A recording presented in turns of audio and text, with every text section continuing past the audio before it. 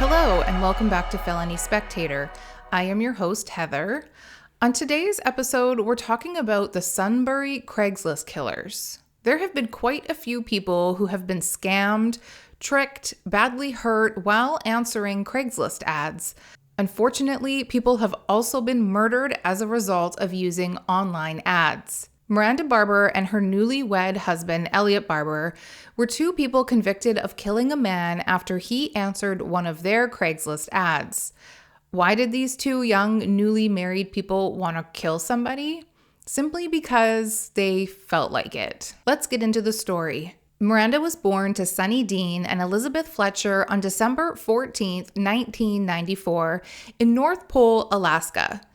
It said Miranda was a happy child for the most part. When Miranda was about 4 years old, her uncle Rick Fernandez and Aunt Melissa, her mother's sister, moved about 5 houses down from their home. Miranda's cousins were around the same age, so her and her older sister Ashley, who was around 6, often went over to play and had sleepovers at their aunt and uncle's house as well. What Miranda's parents didn't know was that Miranda and her sister were being horribly abused by their uncle Rick. This lasted a few years until one day Miranda told her mother that her private area hurt and other areas as well. And then her sister Ashley revealed that her uncle and the two sisters had secrets, and this was why she was sore. Elizabeth, Miranda's mother, was devastated because she too was abused as a child by her own father. And she thought she was being very selective as to who her daughters spent time with and never imagined that sending her kids to her sister's house would ever be a problem. Elizabeth called police and they did an investigation, and it was revealed that Rick had written himself a how-to manual called, quote, Fun with My Sister's Kids, end quote. And this book went into detail all the things he did to the girls, and it encouraged other fathers, uncles, and grandparents to do the same. Rick was charged, and during the trial, the judge mentioned that this was one of the most extreme cases of abuse he had ever seen. Shortly after Rick's arrest, the family moved away for a fresh start. But sadly, the abuse had stayed with Miranda and she struggled. She claimed to have nightmares her entire life, many of them involving hurting her own pets.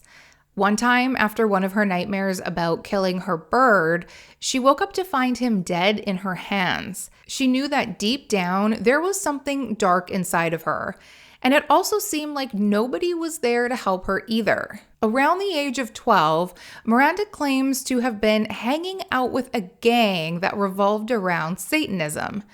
She also starts taking drugs and soon runs away from home for days and sometimes weeks at a time. Miranda also gets a swastika carved into her neck, which is very alarming to her sister, but it's said by Ashley that her mother didn't really do much about it. In fact, Miranda told her mother that the carving on her neck was done by a man named Forrest, and this man owns her. Forrest was her ruler, and she was also a prostitute. Apparently, Miranda lied a lot, so perhaps her family thought that this was all made up, and she wasn't selling herself or owned by a man named Forrest.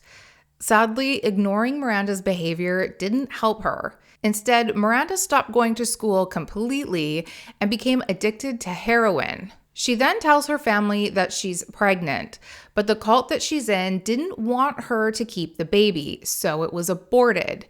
They allegedly tied her to a bed, gave her drugs, all with Forrest, her owner, watching over her. Miranda is obviously suffering mentally, and she would try and take her own life several times. She also starts to cut herself, so her parents admit her at the age of 13 to a psychiatric center in Anchorage, Alaska. She is given about 4 prescriptions and is said to have bipolar disorder, ADHD, depression, and schizophrenia. Miranda doesn't get better and ends up going in and out of this center multiple times.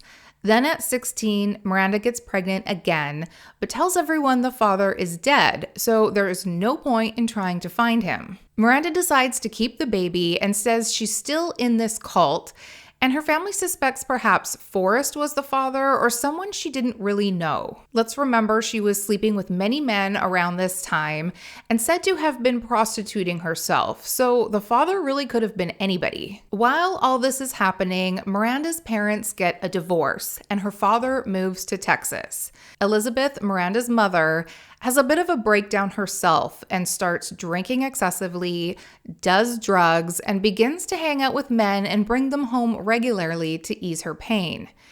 Miranda actually writes a letter to Dr. Phil asking for help. Dr. Phil's team did reach out to Miranda, but she stopped communicating with them, so she never ended up on their show. Because life was so chaotic, Miranda would go and live with her Uncle Arlen and Aunt Laria in North Carolina, where she would deliver her baby named Aria. Miranda would later tell media before she left Alaska, she had to be gang raped as an exit fee.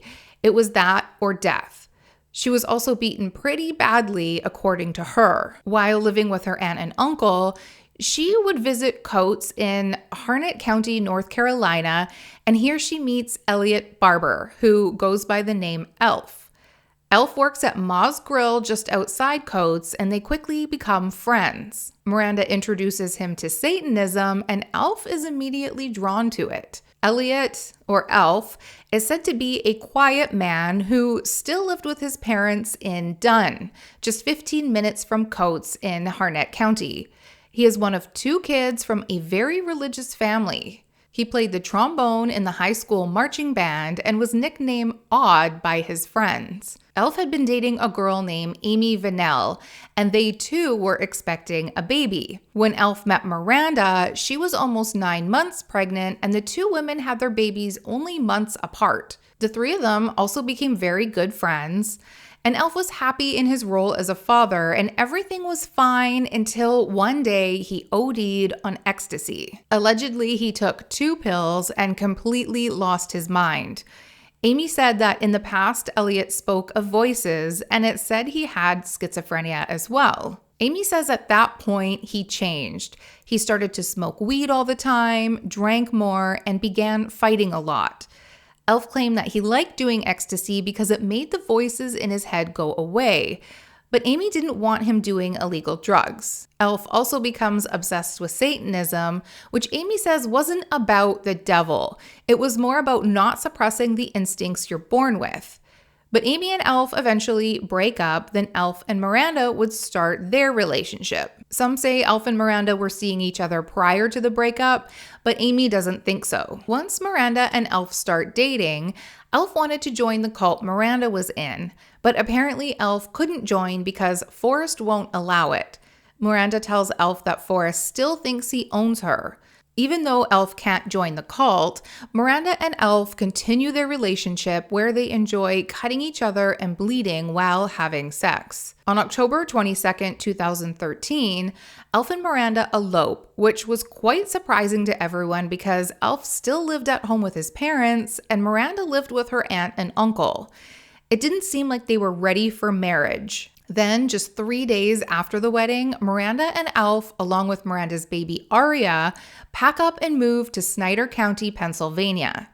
They move into a home with a parolee, a single mother of 2 named Valerie Spring, and she's about the same age as Elf and Miranda. Since moving to Pennsylvania, Miranda would often obtain work as offering companionship to meet men she finds on Craigslist. Elf allegedly knows about this and was okay with it because he thought it wasn't sexual. He claims just conversation for the most part.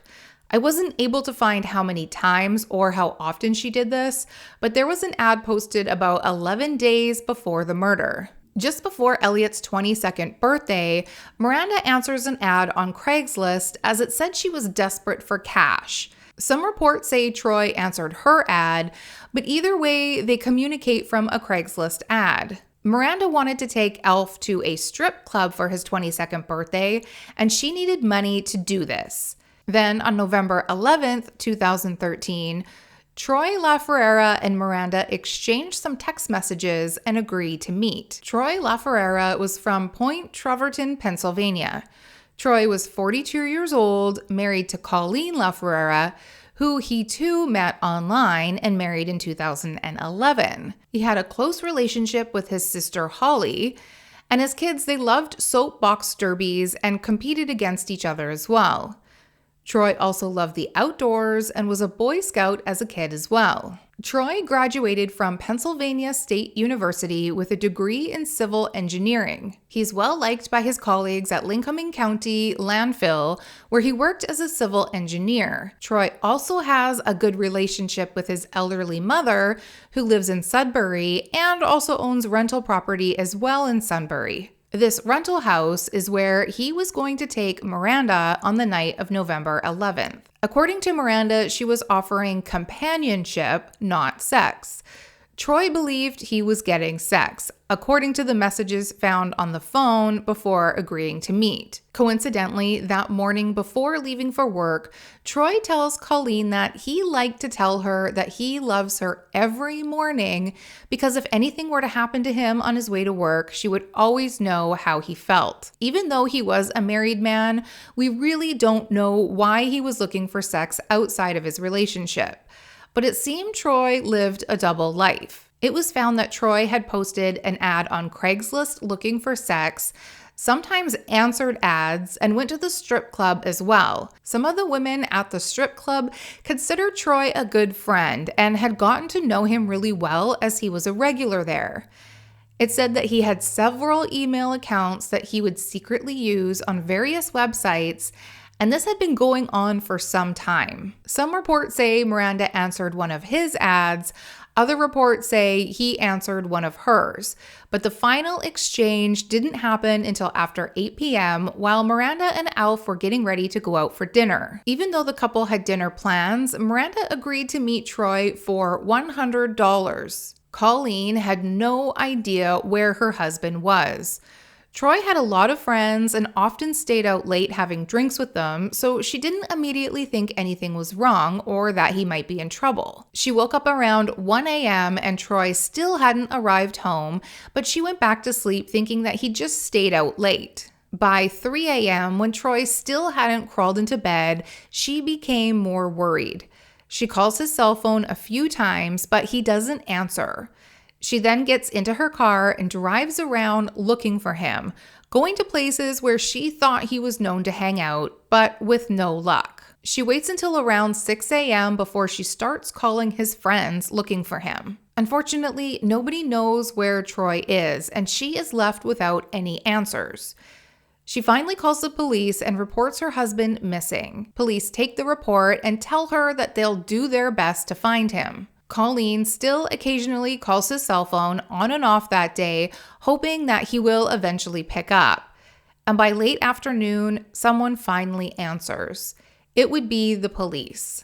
Unfortunately, when Troy made plans to see Miranda, he doesn't know that Miranda had discussed with Alf that they were going to kill a person together. They had made a pact that they would find a stranger online. When Troy and Miranda started to communicate with each other, it was decided then that he was going to be their victim. Troy and Miranda agreed to meet in a public place, the Susquehanna Valley Mall parking lot. Troy pulled up beside Miranda's red Honda CR-V, got out of his vehicle, and hopped into her vehicle, where Alf would be hiding behind the passenger seat under a blanket. Miranda was then to drive to Troy's rental property. As it turns out, this rental property was his mother's old house that she sold him for only $1.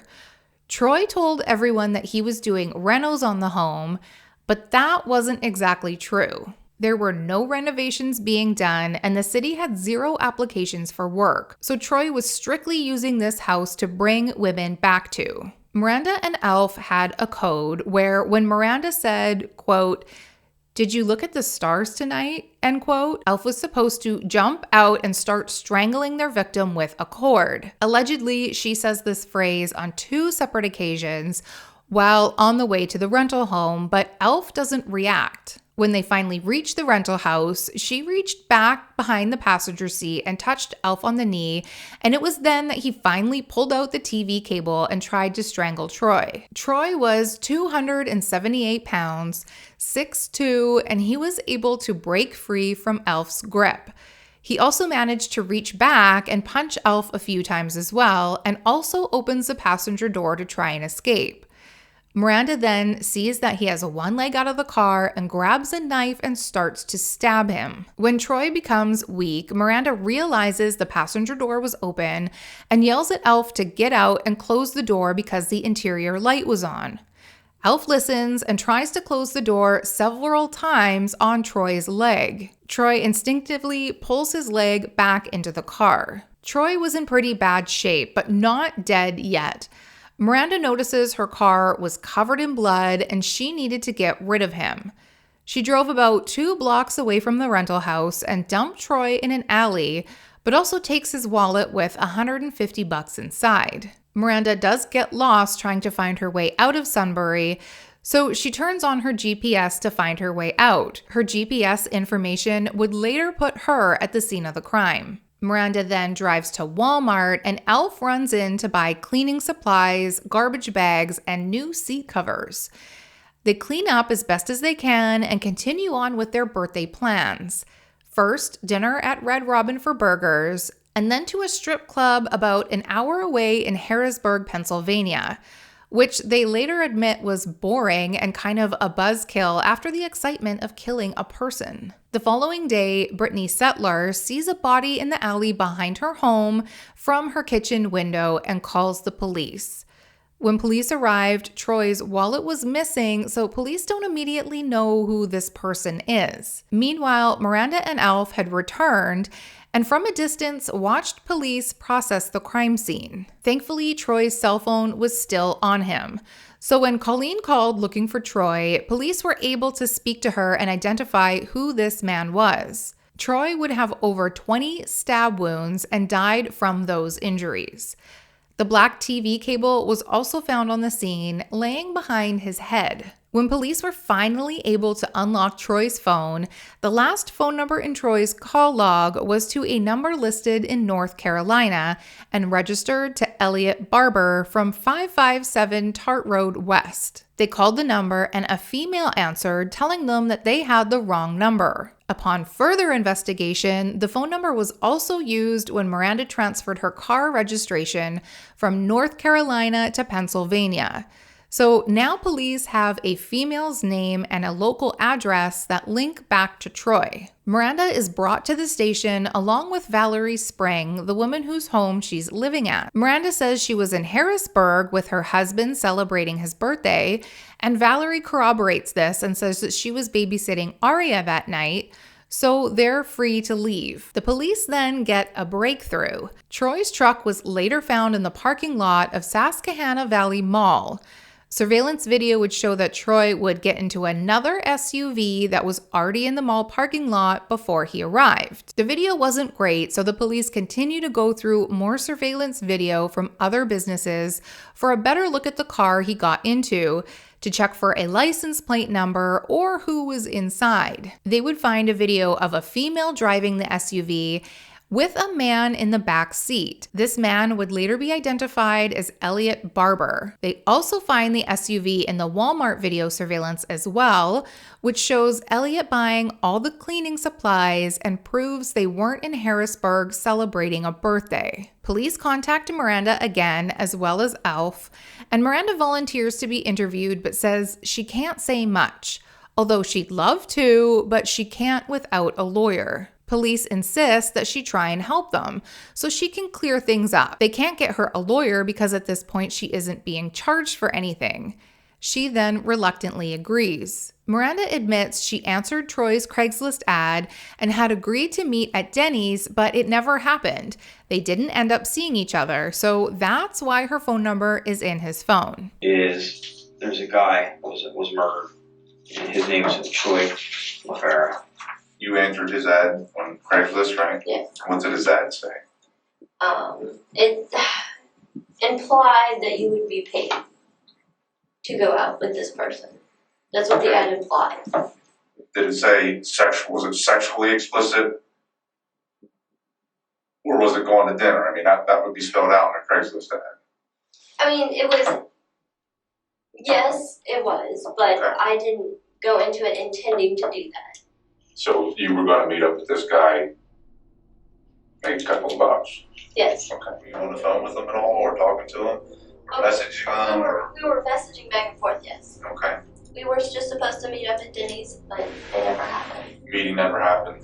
Yes. When police tell Miranda they need to take her phone as evidence, an argument would ensue as Miranda was offended and refused to hand over her phone. When she got up to leave the interview, the phone would be eventually rustled out of her hands. We gotta take your phone, put it in evidence, and then get a search warrant to go through. That's not fair to me at all.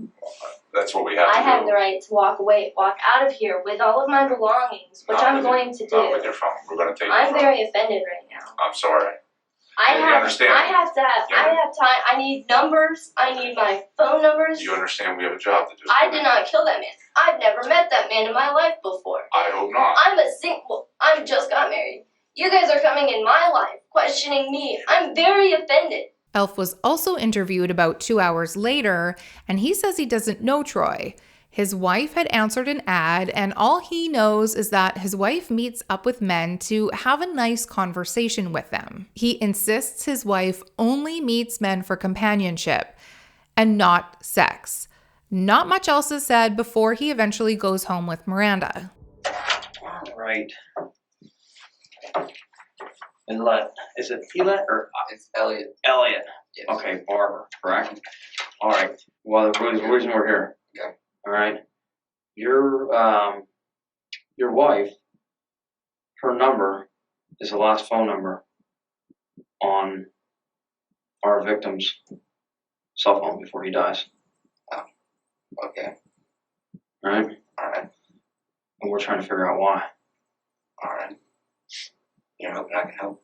Yep. Okay. What do you know? All right. I guess full honesty here.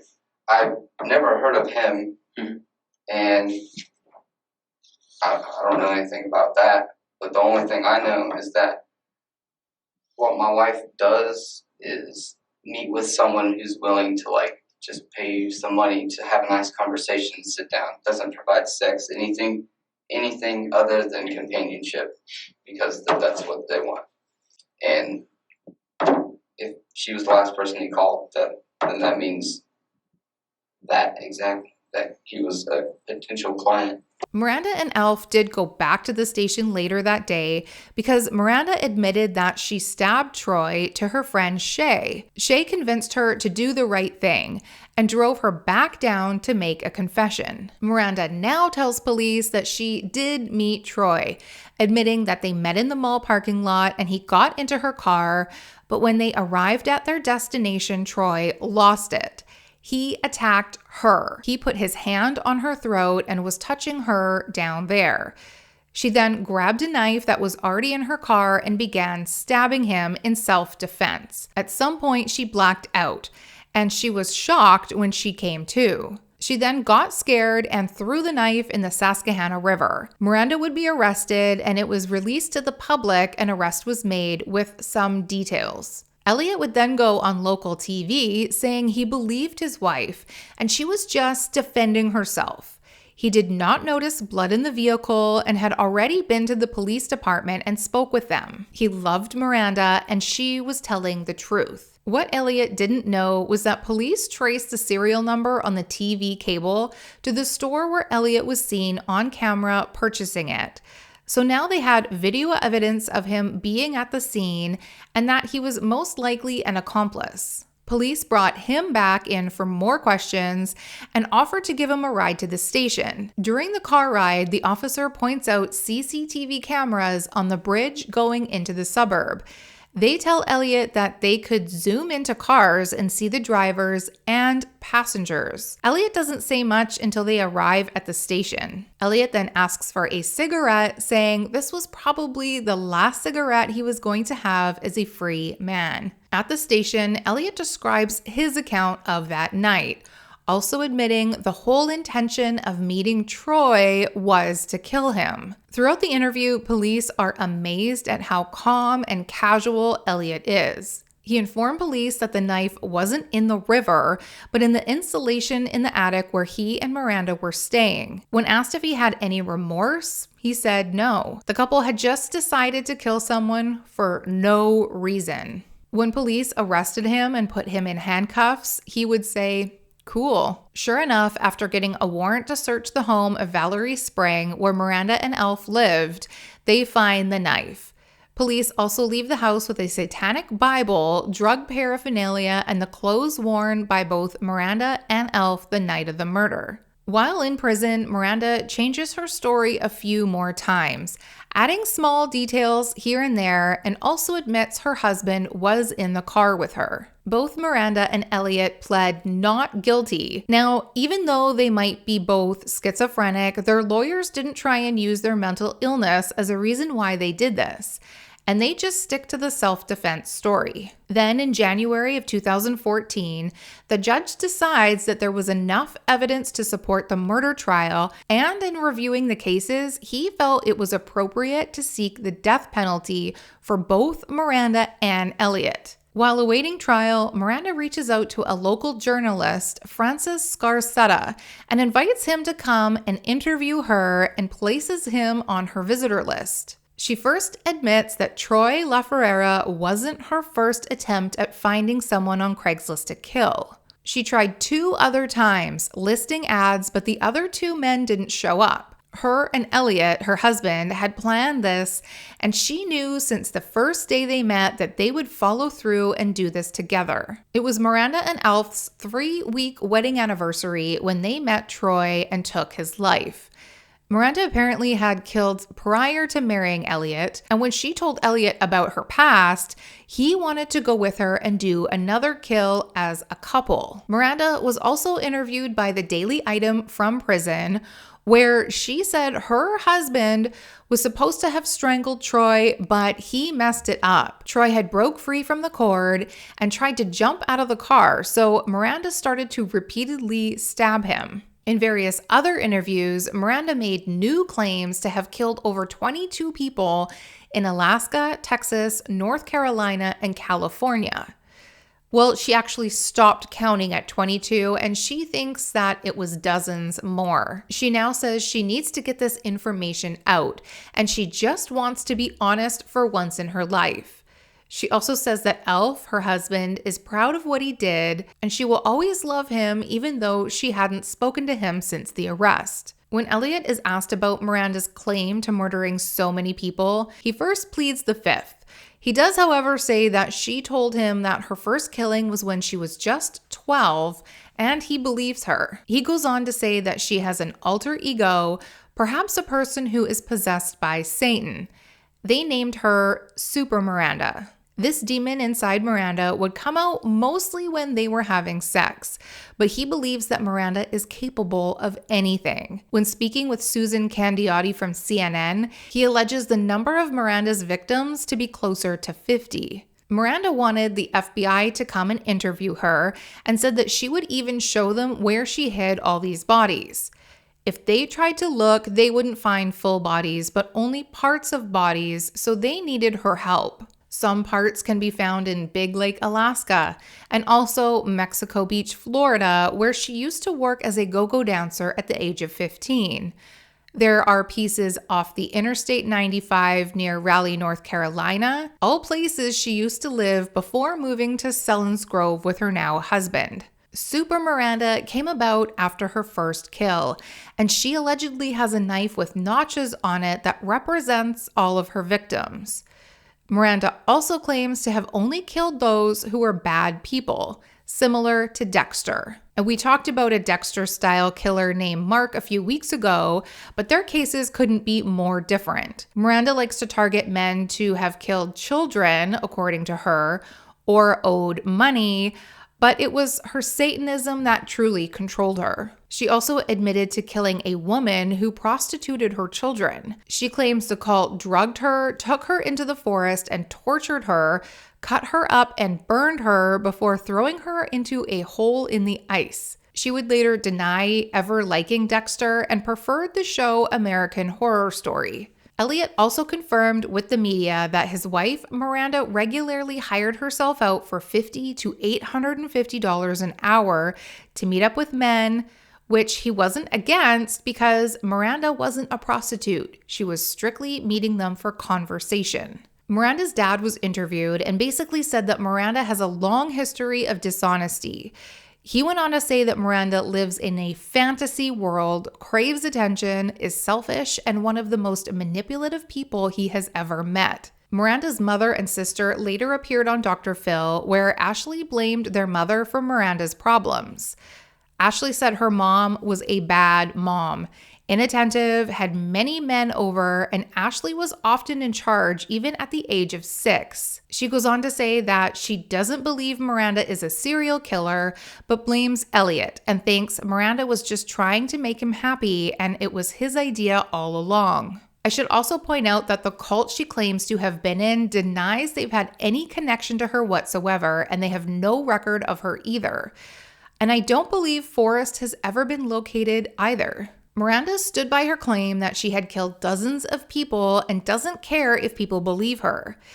Despite the fact that she claimed to be a serial killer, there is no evidence to prove that. Both Miranda and Elytte pled not guilty originally, but would later change to guilty pleas, which was the result of a plea bargain for second-degree murder to avoid the death penalty. Before her trial, Miranda tries to kill herself. She smashes a light bulb to use to cut herself, but then feels as though the shards aren't suitable. She claims she does want to die because she believes in reincarnation and needs a fresh start. She regrets not having more time to say goodbye to her daughter and husband, but does not regret killing Troy. Right before sentencing, Miranda tells a journalist that when she met Elf, she realized he was very weak and easily manipulated. She also saw how much he loved her, which allowed her to take advantage of him. She convinced him to help her murder a man so she could go to jail and her daughter would be raised by someone better. Personally, I don't buy that. And this must have upset Elf because he seemed to have a change of heart during the sentencing. Elytte apologized profusely in his role in killing Troy, although he still wasn't showing a lot of emotion. Elytte went on to say, "There are no words to say how sorry I am for committing this act, and I wish I knew what was running through my head that night. If I could go back, I know I would not have done this." He also said, quote, "This is not the person I want to be," end quote. Now, even though Elytte apologized and seemed sorry, just know that while in jail, he got a teardrop tattoo representing the murder he committed. To me, that means he's not sorry and he's proudly showing off what he's done. When the judge asked Miranda if she had anything to say, she simply said no. The judge gave them both life without parole. The judge acknowledged Miranda's difficult childhood, but went on to say, quote, "Today will be some kind of closure as you are permanently removed from society," end quote. In 2015, Miranda's mother was found dead in her home after ending her life by overdosing on prescription pills. Also in 2015, Elytte tries to apply for post-conviction relief because he originally wanted to pursue a temporary insanity defense. And it was Miranda who coerced him into killing as she was the mastermind. Miranda hears this and says that he's lying and she will testify against him. The judge actually approved the post-conviction relief hearing, but Elf then withdrew his application. That might be because the death penalty would go back on the table. Miranda Barbour filed for divorce from her convicted husband in 2016, claiming their marriage was inevitably broken. She noted that she and her husband had been separated since they were arrested on December 3rd, 2013. The courts granted the divorce. In 2018, she again spoke with a journalist and admitted she did not kill 22 people. She made it up because she was mad and felt like she was being treated like an animal. She started to say, quote, crazy things. She did, however, say that it was true that her and Elf murdered Troy on purpose. She still claims that she did it to get arrested so she could be completely out of her baby's life. At the age of 22, Miranda asked the courts to reconsider her life sentence. She acted as her own attorney and filed the paperwork on May 15th, citing that a life sentence was unconstitutional because she could be rehabilitated. She also claimed to have the IQ of 78 and paired that with her drug abuse, sexual abuse as a child. She isn't wholly responsible for what happened. It said she only had 38 cents in her prison account and couldn't pay for court. The judge denied her post-conviction relief. My thoughts? I think these two individuals do have mental illness, and I do have a small amount of empathy for Miranda, who grew up being abused, got into drugs, and wasn't raised well by her parents. She wasn't set up for a good life. However, I do not think that the two were suffering from any kind of mental impairment at the time of the murder, despite the fact that they both may have schizophrenia. This really doesn't seem manic, and it seemed like they truly just planned it out, and I think Alf was probably the most truthful when he said there was no other reason than they just wanted to. I also do not believe Miranda did this just to give her baby a different life. It just seems very far-fetched to think that she went out of her way to meet a man to manipulate on purpose and convince them they needed to kill someone with her just so her baby would be taken away. There's always adoption. I don't think these two have a moral compass, and at the end of the day, they knew right from wrong, and they need to pay for what they did, and they're lucky they didn't get the death penalty. I would love to know what you guys think. Let me know in the comments. That's it for today. Thanks again for joining me here at Felony Spectator, and we'll see you soon.